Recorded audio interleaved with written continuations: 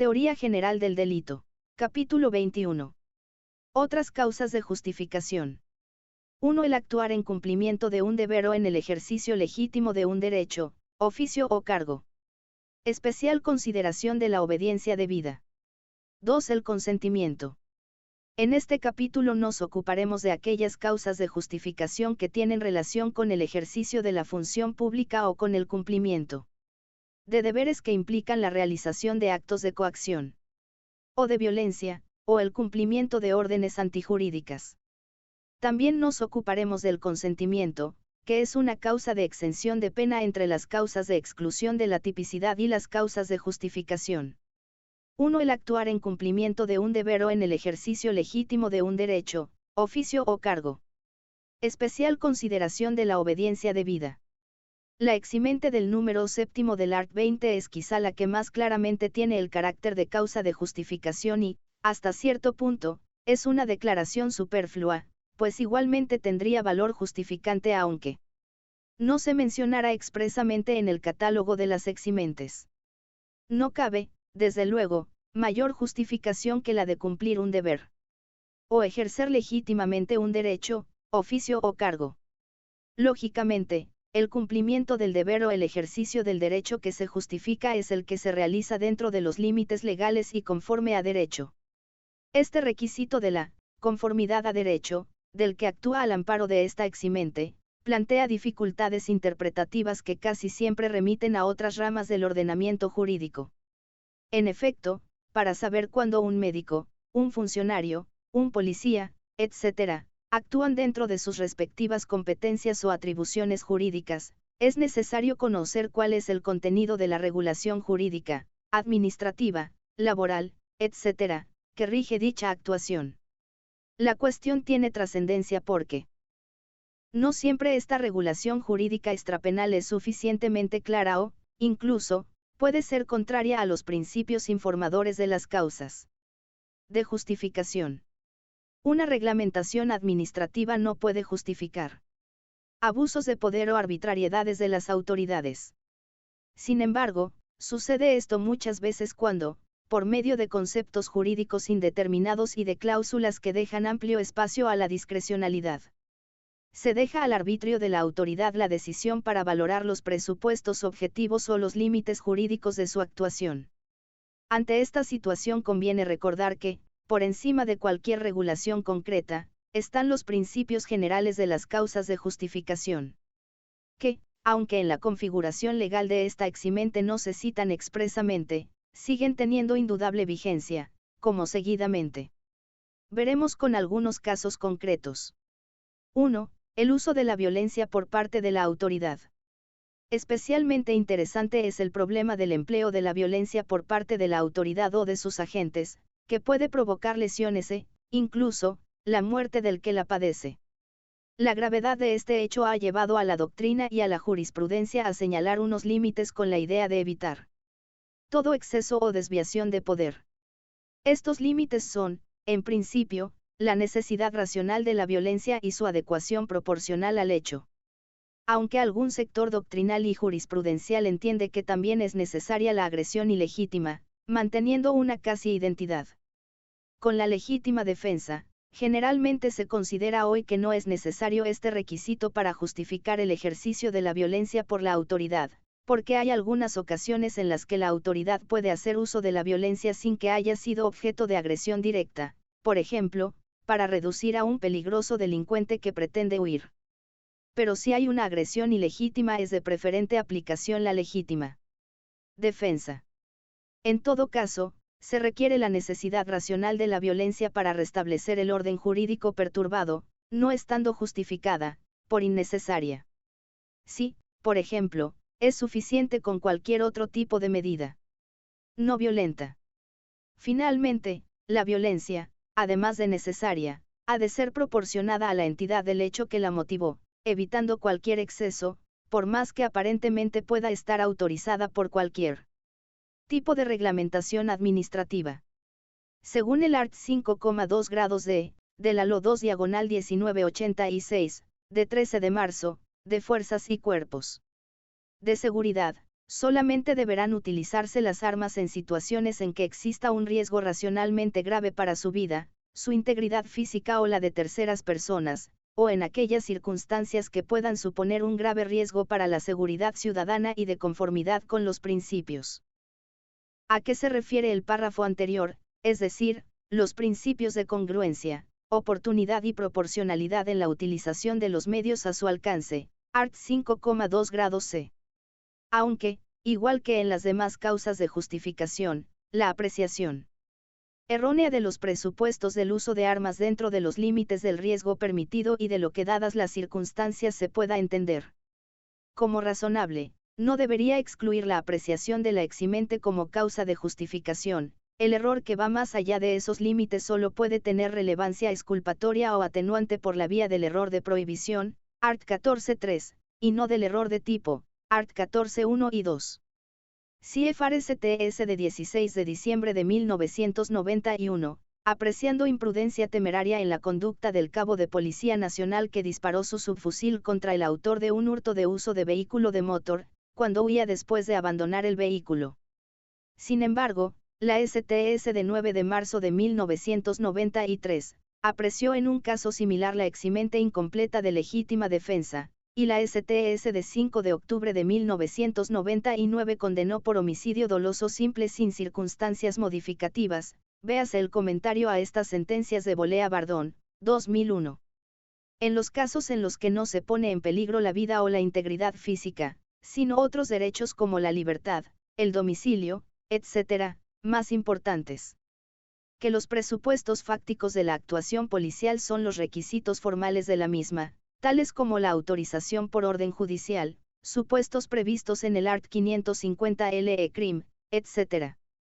El art. 21.2 de la Ley de Seguridad Ciudadana, en su versión originaria autorizaba la entrada en domicilio a los miembros de las fuerzas de orden público en caso de conocimiento fundado, por parte de estos de que se estaba cometiendo un delito de tráfico de drogas, sin necesidad de permiso judicial.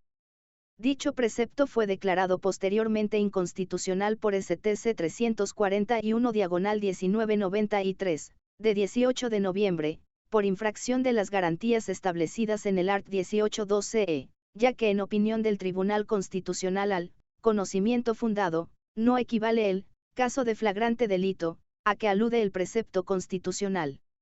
Mayores problemas plantea el control de la intimidad para la averiguación de un delito cometido mediante instalación de medios audiovisuales o intervenciones telefónicas.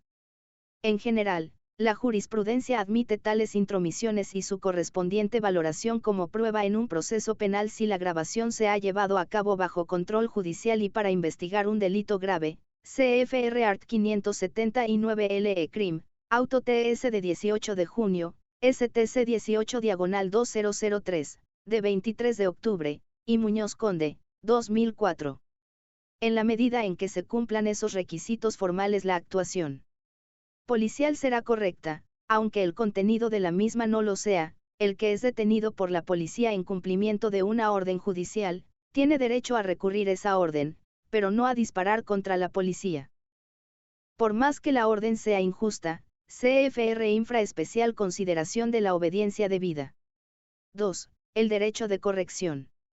Hasta la Ley 54/2007, de 28 de diciembre, que modificó el Código Civil, su art. 154 declaraba el derecho de los padres a corregir, moderadamente, a sus hijos, al que se acudía para justificar actuaciones correctivas moderadas.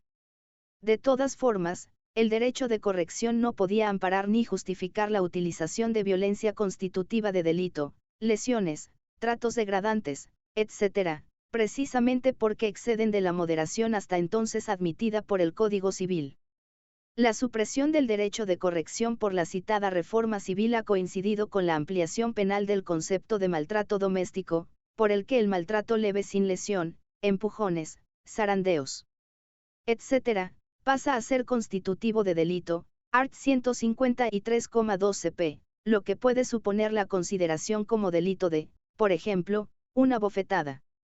Es cierto que tales correctivos son rechazables y criticados por la pedagogía moderna, pero ello no significa que deban ser tratados, en todo caso, como delitos. Para evitarlo, cabe acudir a una interpretación restrictiva del concepto material de maltrato, que excluya casos insignificantes o socialmente adecuados, también en otros delitos, por ejemplo, prohibición de salir de casa durante un breve periodo que, formalmente, podría ser considerada una detención ilegal, pero que no debe acarrear responsabilidad penal. 3. Las vías de hecho. Cualquier tipo de realización del propio derecho, ejercitado fuera de los cauces legales, es antijurídico. El propio Código Penal castiga en su art. 455 la realización arbitraria del propio derecho con violencia, intimidación o fuerza en las cosas y, en principio, cualquier acto de tomarse la justicia por su propia mano, es antijurídico y no puede dar lugar a ningún tipo de causa de justificación salvo que, lógicamente, se den los presupuestos de la legítima defensa o del estado de necesidad. Sin embargo, en algunos casos sí se permiten los actos pro magistratu, es decir, los actos realizados para ayudar a la administración de justicia, deber de denunciar, que imponen los arts. 259 y 264 LE CRIM, particular que detiene a otro, conforme a los arts. 490 y 491 LE CRIM, CFR, sin embargo, art. 163,4 CP, o como realización subsidiaria de la misma, adopción de medidas disciplinarias en el ámbito empresarial o militar, marina mercante, etc. 4. El ejercicio profesional. A veces el ejercicio de determinadas profesiones obliga al cumplimiento de deberes o a la realización de actos que no estarían justificados fuera del ámbito profesional. Así, por ejemplo, el ejercicio de la abogacía obliga al abogado a guardar los secretos de su cliente, cuya revelación puede estar justificada por el estado de necesidad, y a utilizar en defensa de su cliente determinadas manifestaciones injuriosas sobre la vida de los particulares. Tanto la doctrina como la jurisprudencia suelen admitir la justificación en estos casos, siempre que ello sea necesario, en estrictos términos forenses, para la defensa de los intereses del cliente. Distinta problemática plantea el tratamiento quirúrgico o médico. Ciertamente, actúa jurídicamente el médico que trata a un paciente dentro de los límites prescritos por la ciencia médica, lex artis, pero dicho ejercicio tiene, además, una serie de presupuestos sin los cuales no puede estar justificado. En primer lugar, el consentimiento del paciente en los casos en que ello sea posible, CFR infra. En segundo lugar, el suministro de la necesaria información sobre la trascendencia del tratamiento al afectado por el consentimiento informado. Si no se dan tales presupuestos, el tratamiento médico-quirúrgico solo puede quedar justificado en supuestos de estado de necesidad, por ejemplo, cuando el paciente está inconsciente y no puede esperarse a que éste se recupere, ni localizarse a sus familiares, o en los llamados tratamientos coactivos, vacunación obligatoria en tiempos de epidemia, etc., y siempre que se realice correctamente, es decir, dentro de los límites del riesgo permitido. Y con la diligencia debida, CFR Supra, capítulo 17. También el ejercicio y práctica de deportes puede en algunos casos justificar lesiones corporales, siempre que éstas se produzcan con observancia de las reglas que disciplinan el deporte concreto. 5. La obediencia debida. El cumplimiento de una orden de contenido lícito no plantea ningún problema. Pero existen supuestos en los que, si se dan determinados requisitos, se deben cumplir ciertas órdenes a pesar de su carácter antijurídico. En estos casos, si se actúa típicamente en cumplimiento del deber de obediencia, es decir, si la obediencia es debida, el hecho estará justificado. Piénsese en el caso anteriormente señalado de una orden de detención firmada por el juez competente contra un ciudadano, del que el agente de policía que tiene obligación de detenerle sabe que es inocente del delito de que se le acusa y que el juez actúa motivado por cuestiones personales.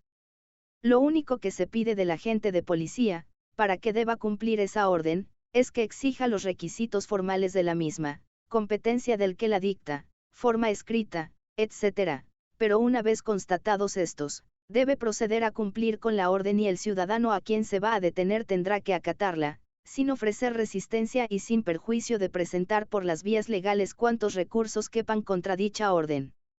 Con esta interpretación no se hace más que tener en cuenta el principio de subordinación y jerarquía que inspira la actuación administrativa, y la realidad de la obligatoriedad del cumplimiento de determinadas órdenes, a pesar de su contenido antijurídico.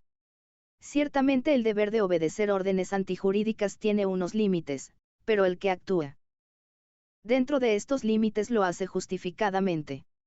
Fuera de estos límites no hay justificación alguna y a lo sumo podrá invocarse el estado de necesidad o el miedo insuperable, en base a la idea de la ponderación de bienes o a la de la inexigibilidad de una conducta distinta, CFR Infra capítulo XIF.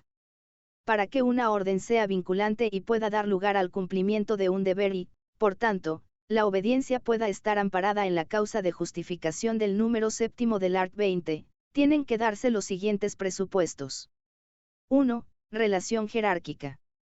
Esta relación solo puede darse en el ámbito del derecho público y del derecho militar, que se basan precisamente en la idea de subordinación y del sometimiento del inferior al superior. De aquí se deduce que no cabe apreciar esta eximente, aunque sí otras, en los ámbitos familiar y laboral. 2. Competencia abstracta del que da la orden para dictarla dentro de sus facultades. Un notario no puede, por ejemplo, dar una orden de detención. 3. Competencia del subordinado para ejecutar el acto ordenado por el superior. 4. Que la orden sea expresa y aparezca revestida de las formalidades legales. Si se dan estos requisitos, el subordinado debe, en principio, cumplir la orden, aunque sea antijurídica. De hecho, si no se cumplen órdenes de la autoridad superior, dictadas dentro del ámbito de su respectiva competencia y revestidas de las formalidades legales, se comete el delito de desobediencia, art. 410,1, salvo que el mandato constituya una infracción manifiesta, clara y terminante de un precepto de ley o de cualquier otra disposición general, art. 410,2. De aquí se deduce que si el mandato no infringe clara, manifiesta y terminantemente una ley, debe ser obedecido, obediencia debida, pues de lo contrario se incurrirá en el delito de desobediencia.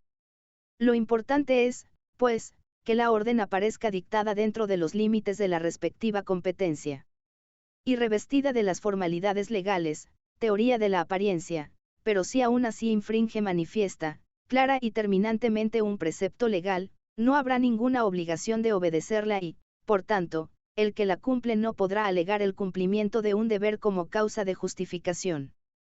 Sin embargo, la disposición citada no aclara quién debe juzgar si la orden infringe clara y terminantemente la ley. Lógicamente la ley concede al funcionario un cierto margen para la apreciación del carácter vinculante de la orden que se le imparta, pero este margen no puede llegar hasta el punto de dejar totalmente a su arbitrio la apreciación de tal carácter. Ya hemos visto que la competencia abstracta y las formalidades legales deben ser suficientes para que el subordinado confíe en la legalidad de la orden que se le dé. El carácter manifiesto, claro y terminante de la infracción debe estimarse, pues, de un modo objetivo, es decir, basta con que un funcionario medio, situado en la circunstancia respectiva, hubiera apreciado esa vulneración, con independencia de cuáles pudieran ser las creencias del funcionario individual y concreto. Más allá de este nivel objetivo y objetivable, el error debe estimarse a lo sumo como causa de exculpación. La duda del funcionario sobre la legalidad de la orden, cuando no pueda ser solucionada con consultas, información, etc., debe ser resuelta en favor del carácter vinculante, indubio pro legalitate, CFR Art. 411 CP. Lo dicho no excluye que por parte del funcionario subordinado haya un deber de examinar la orden recibida. Este deber de examen es tanto más importante cuando la orden infrinja un precepto constitucional o lesione gravemente la dignidad humana. Sin embargo, el deber de examen es un deber limitado en la medida en que respecto a la orden de un superior juega la presunción de legalidad. También depende de las circunstancias personales del inferior jerárquico, nivel de formación, contenido del acto que debe ejecutar. No es lo mismo un acto rutinario de escasa gravedad, que el cumplimiento de una orden que implique disparar a matar contra alguien, torturar, etc. La negligencia en el deber de examen puede fundamentar una atenuación de la culpabilidad, conforme al art. 14.3. El nivel de exigencia del deber de examen no es obviamente igual cuando lo que se ordena constituye una infracción administrativa, un delito grave, una violación de derechos fundamentales o la ocupación militar del Congreso de los Diputados para salvar a la patria. CFRSTS de 22 de abril de 1983. 2. El consentimiento. El consentimiento es la única causa de justificación no citada expresamente entre las eximentes del art. 20. En realidad, el Código Penal solo lo menciona expresamente en el art. 155 para negarle eficacia eximente en las lesiones y darle, todo lo más, un efecto atenuatorio de la pena. Sin embargo, aparte de este precepto, de dudoso ámbito, CFR infra, existen otros en los que, expresa o tácitamente, se concede eficacia al consentimiento del titular del bien jurídico protegido como elemento del tipo de injusto del delito en cuestión. Se trata de aquellos casos, como la libertad domiciliaria, la propiedad, etc., en los que el ordenamiento jurídico reconoce al titular una facultad dispositiva sobre el bien jurídico. Así, por ejemplo, el delito de allanamiento de morada se construye sobre la base de la oposición del morador a que alguien entre o se mantenga en la morada, CFR art. 202, y el delito de hurto, sobre la base de que el dueño de la cosa mueble no consienta en que otro se apodere de ella, CFR art. 234, y los delitos de agresión sexual, CFR art. 178 SS, parten de que el sujeto pasivo no consiente el contacto sexual. Esta referencia, expresa o tácita, al consentimiento en algunos tipos penales específicos hace que se le considere más como una causa de exclusión de la tipicidad, que como una causa de justificación. Así, por ejemplo, Luzón Peña, Curso I, pp. 560 y 567, quien de todos modos reconoce su carácter polivalente. Sin embargo, sin perjuicio de reconocer que efectivamente el consentimiento pueda tener en estos supuestos el efecto de excluir ya la tipicidad del comportamiento, hay casos en los que el consentimiento no excluye directamente la tipicidad ya de un modo general, sino que solo y en la medida en que se den determinados requisitos todo lo más puede excluir la antijuricidad, es decir, justificar una conducta que sigue siendo típica. La exigencia, por ejemplo, de un deber de información al paciente para que el consentimiento de éste a una operación quirúrgica tenga eficacia justificante, o la irrelevancia del consentimiento para determinadas intervenciones sobre el cuerpo humano, venta de órganos, experimentos médicos, etc., demuestran que, en principio, cualquier intervención sobre la integridad física de una persona requiere de unos requisitos adicionales para que el consentimiento justifique un hecho en sí típico. Para más detalles CFR infra. Por todo ello, en estos casos parece más correcto tratarlo como causa de justificación, dándole también el mismo tratamiento en los casos de error sobre sus presupuestos fácticos y sobre sus límites. En el caso de la eutanasia, el art. 143,4 no concede ciertamente eficacia eximente, sino meramente atenuante, al consentimiento del paciente, pero independientemente de ello, para que se pueda aplicar esa atenuación es preciso que, además del consentimiento, petición expresa, seria e inequívoca, la víctima sufriera una enfermedad grave que conduciría necesariamente a su muerte, o que produjera graves padecimientos permanentes y difíciles de soportar. Se requiere, por tanto, algo más que el consentimiento. CFR Muñoz Conde. Derecho Penal, Parte Especial, 18ª editorial, capítulo 2, homenaje a Díaz Pita. Requisitos. Tanto si se trata de una causa de exclusión de la tipicidad, como si es una causa de justificación, el consentimiento del titular del bien jurídico debe quedar claramente manifestado, aunque no siempre ha de ser expreso. Cabe también el consentimiento tácito en aquellos casos en los que una previa relación de confianza, basada en la gestión de negocios, relación de vecindad, etc., permita pensar que el titular del bien jurídico admite la realización del hecho, la persona que utiliza el automóvil de su socio para realizar una gestión en favor del negocio común, el vecino que entra en la casa de su amigo que se halla de vacaciones para regar las flores y evitar que se sequen, etc. Muchos de estos casos pueden solucionarse por la vía del estado de necesidad, con lo cual no hay por qué recurrir al consentimiento para justificar, por ejemplo, la acción del que entra en una morada ajena para apagar un incendio, cortar el agua ante el peligro de inundación, etc. Para que el consentimiento pueda actuar como causa de justificación es necesario que se den determinados requisitos. 1. Facultad reconocida por el ordenamiento jurídico a una persona para disponer válidamente de determinados bienes jurídicos propios. Esta facultad es cuestionable respecto de determinados bienes jurídicos como la vida o la integridad física, CFR Infra. 2. Capacidad para disponer, que no tiene que coincidir necesariamente con la capacidad civil, pero que, igual que esta, exige unas facultades intelectuales para comprender el alcance y significación de sus actos por parte de quien consiente. 3. Ausencia de vicios, cualquier vicio esencial de la voluntad del que consiente, error, coacción, engaño, etc., invalida el consentimiento. 4. El consentimiento ha de ser dado antes de la comisión del hecho y ha de ser conocido por quien actúa a su amparo. El consentimiento en los delitos contra la vida y la integridad física. Ninguna relevancia justificante tiene el consentimiento cuando la persona no está facultada para disponer de sus bienes jurídicos. Así, por ejemplo, está claro que el ordenamiento jurídico español no reconoce facultad a la persona para disponer de su vida desde el momento en que, si bien no castiga, por razones político-criminales evidentes, el suicidio, sí castiga determinadas formas de participación en el suicidio ajeno, CFR Art. 143 CP.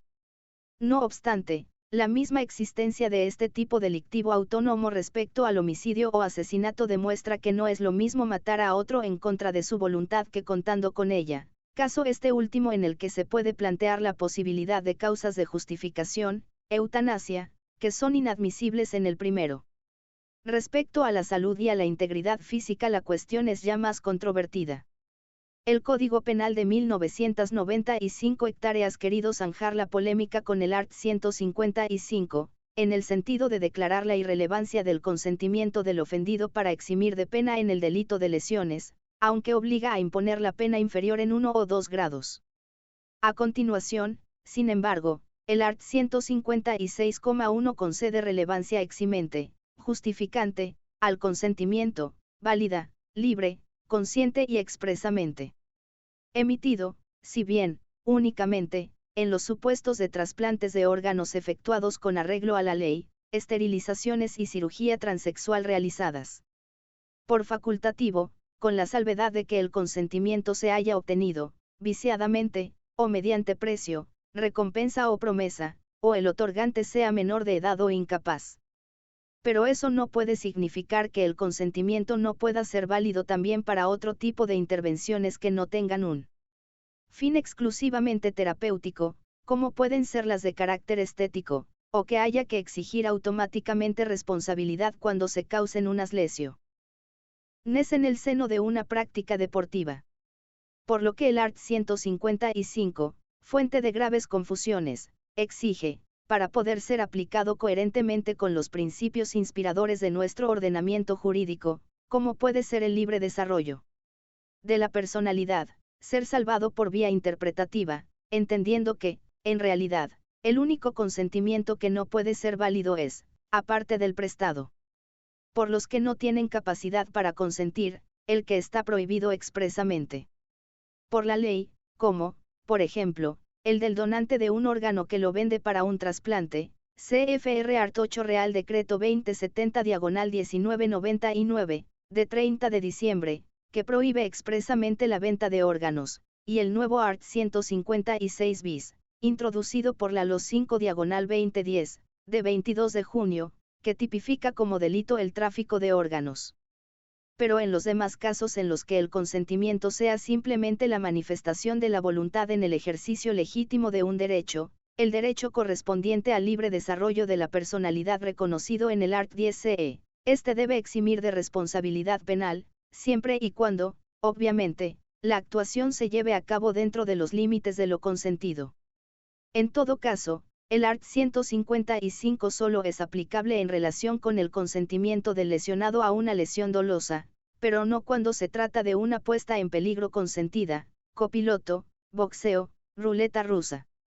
Lo que el art. 155 prohíbe es el consentimiento del lesionado a la lesión misma, y no al riesgo de que la lesión se produzca, que es un problema que pertenece al ámbito de la imputación objetiva en el delito imprudente, CFR Supra capítulo 17 y los trabajos de Bonet Esteva, Cancio Meliá, García Álvarez y Feijóo Sánchez.